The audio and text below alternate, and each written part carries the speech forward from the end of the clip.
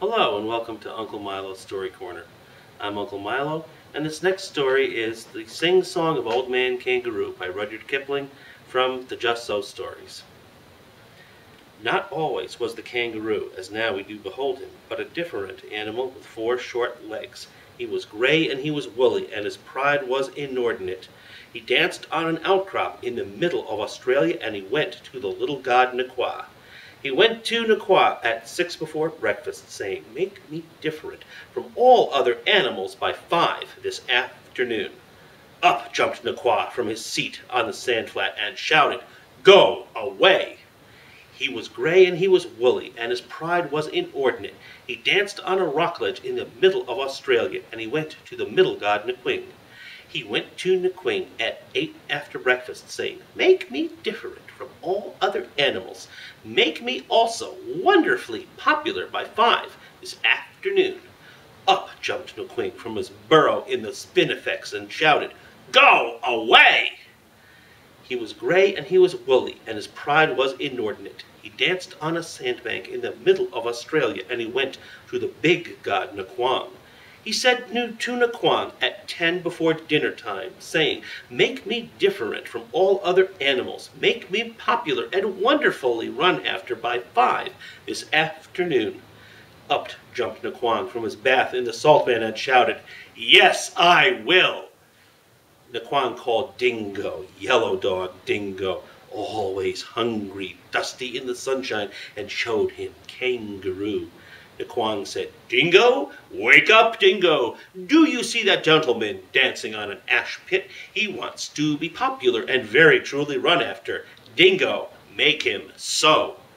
Up jumped Dingo, Yellow Dog Dingo, and said, "What, that cat rabbit?" Off ran Dingo, Yellow Dog Dingo, always hungry, grinning like a coal scuttle, ran after Kangaroo. Off went the proud kangaroo on his 4 little legs like a bunny.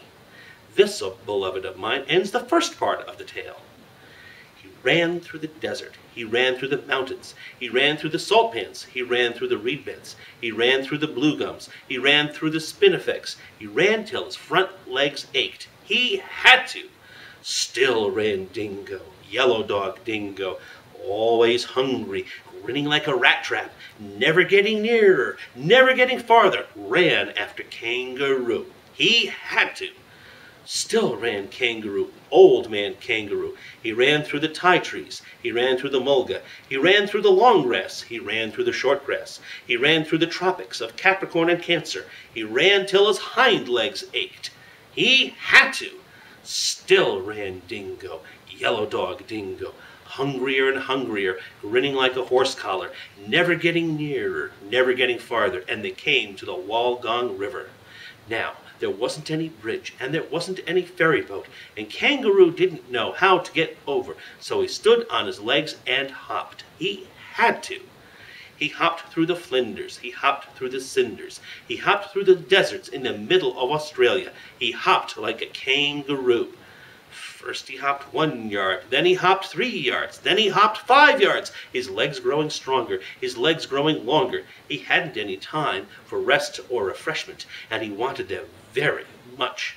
Still ran Dingo, Yellow Dog Dingo, very much bewildered, very much hungry, and wondering what in the world or out of it made Old Man Kangaroo hop.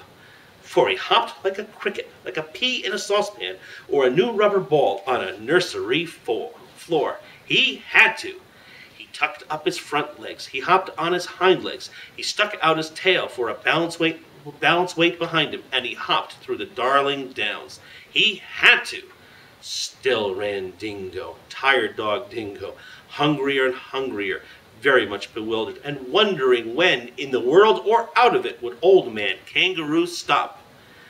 Then came Nequang from his bath in the salt pans and said, "It's 5 o'clock."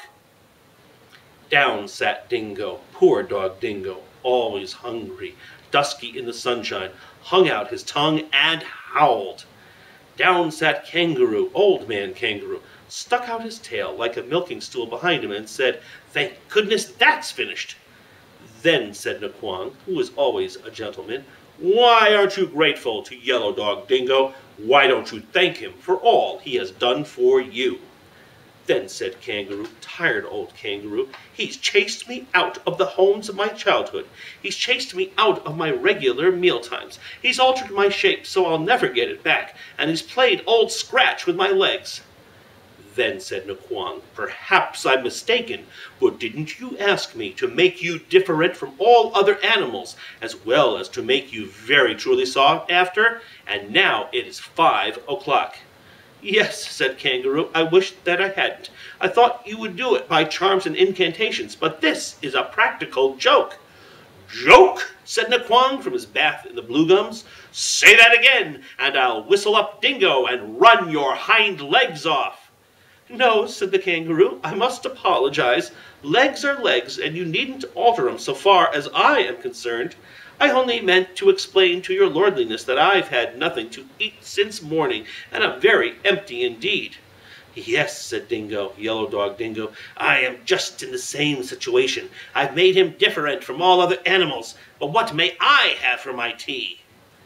Then said Nquong from his bath in the salt pan, "Come and ask me about it tomorrow, because I'm going to wash." So they were left in the middle of Australia, Old Man Kangaroo and Yellow Dog Dingo, and each said, "That's your fault." And that's the end of that story. This is Uncle Milo saying goodbye for now, and the next time tune in, and the next story will be The Legend of Little Nessie.